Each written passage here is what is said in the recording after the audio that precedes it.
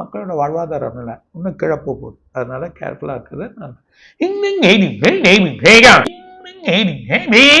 ஒரு நாடு முழுவதுமே பிரச்சனை, இந்த எக்கனாமிக் ப்ராப்ளம்லாம் இல்லை ப்ராப்ளங்கள் ஏற்பட்டு சூறையாடுவாங்க. ஒரு கோயில் முழுவதுமே ஆளுங்க உட்கார்ந்துருப்பாங்க.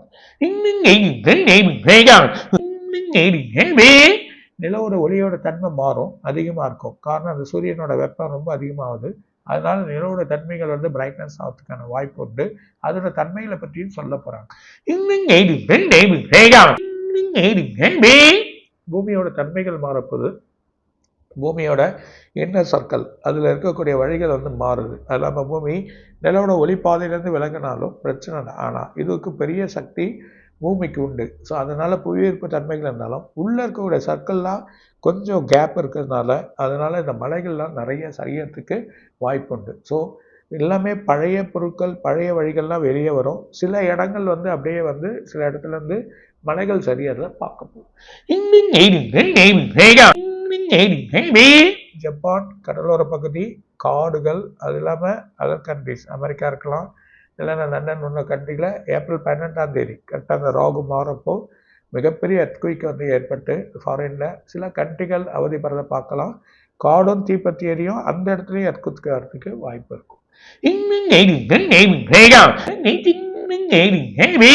இன்னும் நிறைய இருக்கு. இது வரைக்கும் பார்க்காத வழியை பார்க்க போறாங்க மக்கள். அது அகஸ்டர் சொல்றாரு. சார் இப்போ வந்து தங்க விலை வந்து இன்னைக்கு வந்து ரொம்ப குறைஞ்சிருக்கு சார். அது எப்படி இருக்கு தங்க விலை?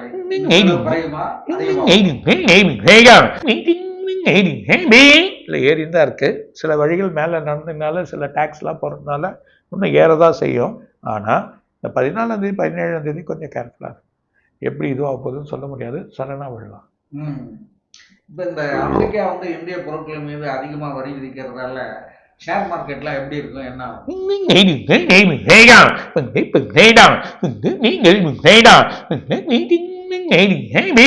நிறைய உடைச்சிட்டாங்க. இந்த உடைச்சதுனால தான் இப்போ எக்கனாமிக் ப்ராப்ளம் ஸ்டார்ட் ஆகுது. அதெல்லாம் தெரியும், ஒரு கம்பெனிலாம் ரிப்பீட்டட் ஆகி வரும். ஆனால் ஏப்ரலுக்கு அப்புறமா ஓரளவுக்கு சேஞ்சஸ் வரதை பார்க்கலாம். பொருளாதார பிரச்சனையே இப்போ இந்த